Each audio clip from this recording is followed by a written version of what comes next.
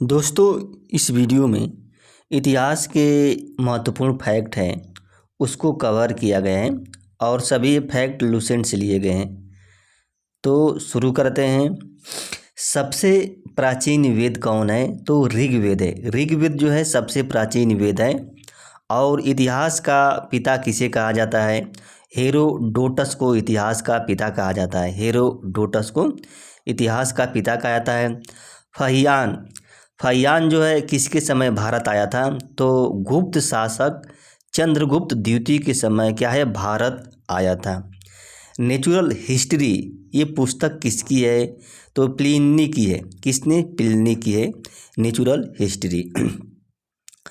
हड़प्पा स्थल जो है किस नदी के किनारे स्थित है? हड़प्पा स्थल तो यह रावी नदी के किनारे स्थित है। कहाँ पे? रावी नदी के किनारे। सिंधु घाटी सभ्यता किस प्रकार की सभ्यता थी? तो देखिए ये नगरी सभ्यता थी। कौन सी नगरी सभ्यता थी? सिंधु घाटी सभ्यता। ऐहोल अभिलेख का संबंध किससे है? ऐहोल जो अभिलेख है इसका संबंध पुलकेशिन द्वितीय से है। किससे? पुलकेशिन द्वितीय से है। रोमन सिक्के कहाँ से प्राप्त किए गए थे? तो देखिए रोमन सिक्के अरिकमेडु से प्राप्त किए गए थे। और जो अरिकमेडु जो है पुदुचेरी के निकट है। कहाँ पे? पुदुचेरी के निकट है। अंग अब देखिए अंग महाजनपद है, इसकी राजधानी कहाँ थी? चंपा थी। इसकी राजधानी कहाँ थी? चंपा थी। और वर्तमान में जो चंपा है वो बिहार के भागलपुर और मुंगेर जिले में स्थित है चंपा। दक्षिण भारत का एकमात्र महाजनपद कौन है? तो देखिए असमक था दक्षिण भारत का एकमात्र महाजनपद। इसकी राजधानी पोतन या पोटला थी। इसकी राजधानी दक्षिण भारत की। आर्यों की भाषा क्या थी? देखिए आर्यों की भाषा संस्कृत थी। क्या थी? संस्कृत थी। वैदिक सभ्यता किस प्रकार की सभ्यता थी? देखिए ये ग्रामीण सभ्यता थी। कौन ग्रामीण सभ्यता थी? ये वैदिक सभ्यता। सिंधु सभ्यता की लिपि कैसी थी? देखिए सिंधु सभ्यता की जो लिपि है वो भाव चित्रात्मक थी। कैसी? भाव चित्रात्मक थी।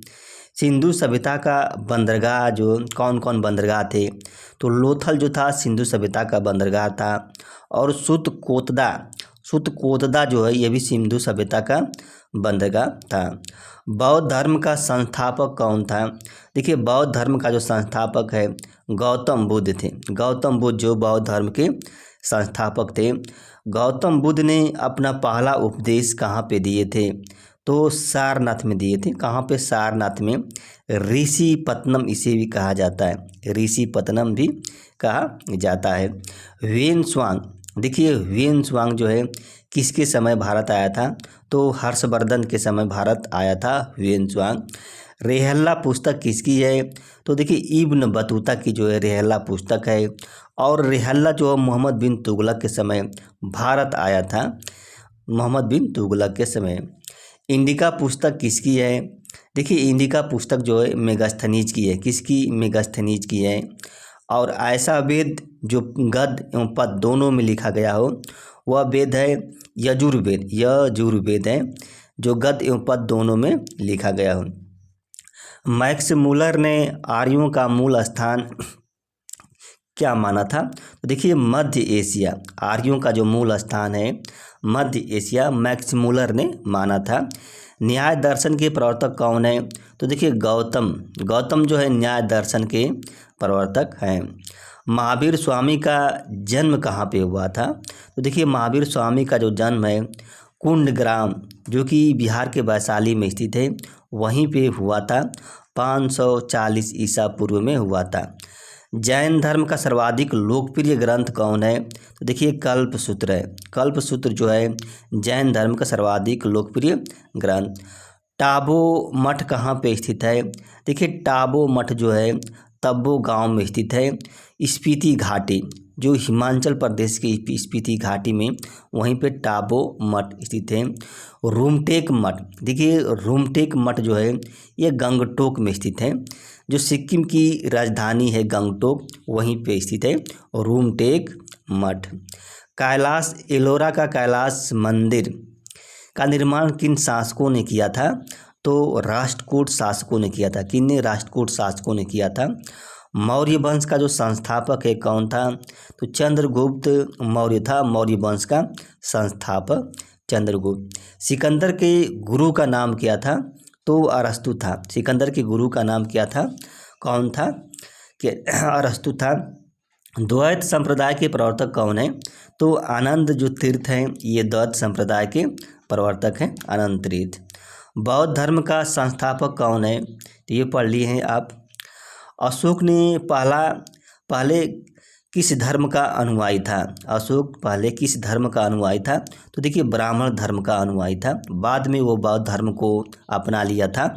खरोष्टी लिपि कैसी लिखी जाती है? तो दाईं से बाईं ओर क्या है? खरोष्टी लिपि लिखी जाती है, दाईं से बाईं ओर। अशोक का जो कालसी शिलालेख है ये कहाँ पे स्थित है? तो देखिए उत्तराखंड में स्थित है। कहाँ पे? उत्तराखंड में। अशोक के शिलालेख की खोज किसने की थी? तो पादरेटी फैनथेलर ने की थी। किसने? पादरेटी फैनथेलर ने अशोक के शिलालेख की खोज की थी। अमित्र घात के नाम से किसे जाना जाता है? तो देखिए बिंदुसार है, उसको अमित्र घात के नाम से जाना जाता है, यानी कि जिसका कोई शत्रु नहीं है उसे अमित्र घात कहते हैं। प्रथम पृथक शिलालेख में अशोक ने क्या घोषणा की थी? कि सभी मनुष्य मेरे बच्चे हैं, सभी मनुष्य मेरे बच्चे हैं, अशोक ने घोषणा की थी।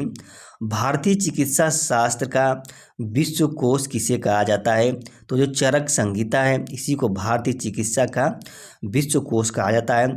सातवाहनों ने सर्वाधिक सिक्के किसके चलाए थे?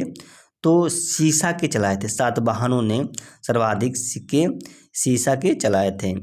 मौर्य काल में जो सरकारी भूमि थी उसको क्या कहा जाता था? तो सीता भूमि को कहा था। मौर्य काल में सरकारी भूमि। अशोका राम विहार कहाँ पे स्थित है? तो पाटलिपुत्र में। क्या? अशोका राम विहार स्थित है कहाँ पे? पाटलिपुत्र में। सोने के जो सर्वाधिक शुद्ध सिक्के किसने जारी किए थे? तो कुषाण शासकों ने जारी किए थे। किसने? कुषाण शासकों ने जारी किए थे।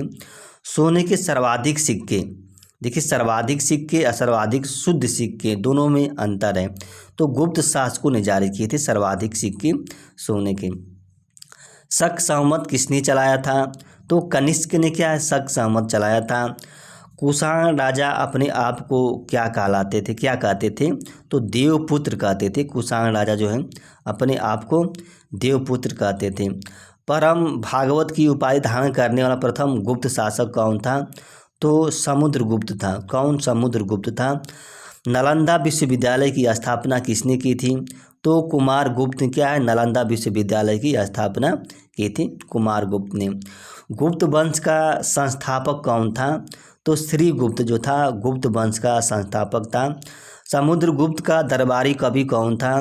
तो देखिए हरिसेन। हरिसेन जो था ये समुद्रगुप्त का दरबारी कवि था। यात्रियों का राजकुमार किसे कहा जाता है? तो ह्वेनत्सांग। ह्वेनत्सांग को यात्रियों का राजकुमार कहा जाता है। बोधि वृक्ष को किसने कटवाया था? तो शशांक ने कटवाया था। ये गौड़ नरेश था शशांक, इसी ने बोधि वृक्ष को कटवाया था। पाल वंश का संस्थापक कौन था? तो गोपाल था। 750 ईस्वी में पाल वंश की स्थापना की थी। राष्ट्रकूट वंश का संस्थापक कौन था? तो दंती दुर्ग था। दंती दुर्ग जो था वो राष्ट्रकूट वंश का संस्थापक था। बिंदुसार जो था किसका अनुयायी था? तो देखिए आजीवक संप्रदाय था, इसी का बिंदुसार अनुयायी था। अशोक जो है किसका अनुयायी था? ये बौद्ध धर्म का अनुयायी था। अशोक जो है बौद्ध धर्म का अनुयायी था। राजतरंगिणी के लेखक कौन थे? देखिए राजतरंगिणी के लेखक कलहण। कलहण जो थे राजतरंगिणी के लेखक थे। गीत गोविंद के लेखक कौन थे? जयदेव। जयदेव जो हैं गीत गोविंद के लेखक थे, जयदेव। गुप्त काल में जो सिंचाई थी, सिंचाई के लिए किसका प्रयोग किया जाता था? रहट या घंटी यंत्र का प्रयोग किया जाता था। किस काल को भारतीय इतिहास का स्वर्ण काल कहा जाता है? तो देखिए गुप्त काल को भारतीय इतिहास का स्वर्ण काल कहा जाता है।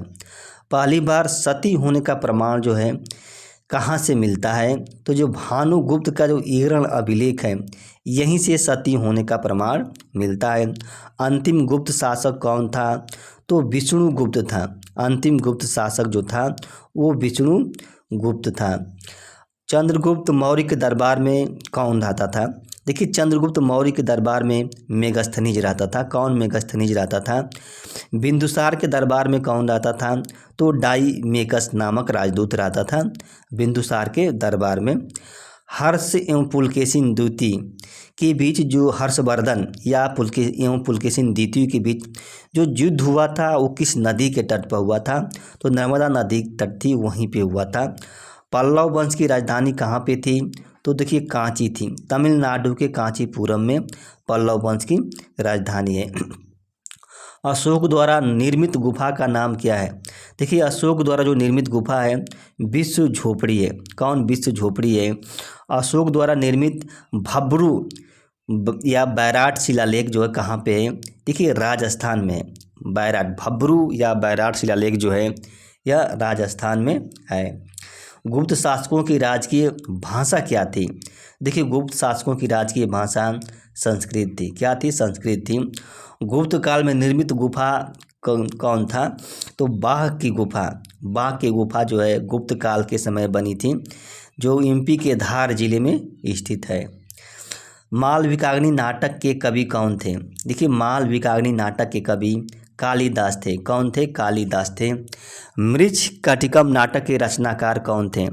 देखिए, मृच्छकटिकम नाटक के जो रचनाकार हैं वो थे शूद्रक थे। शूद्रक जो थे मृच्छकटिकम के रचनाकार थे। तो दोस्तों, अगर यह वीडियो अच्छी लगी तो लाइक कीजिएगा और जो हमारा जो चैनल है उसको सब्सक्राइब कर दीजिएगा। धन्यवाद, नमस्ते।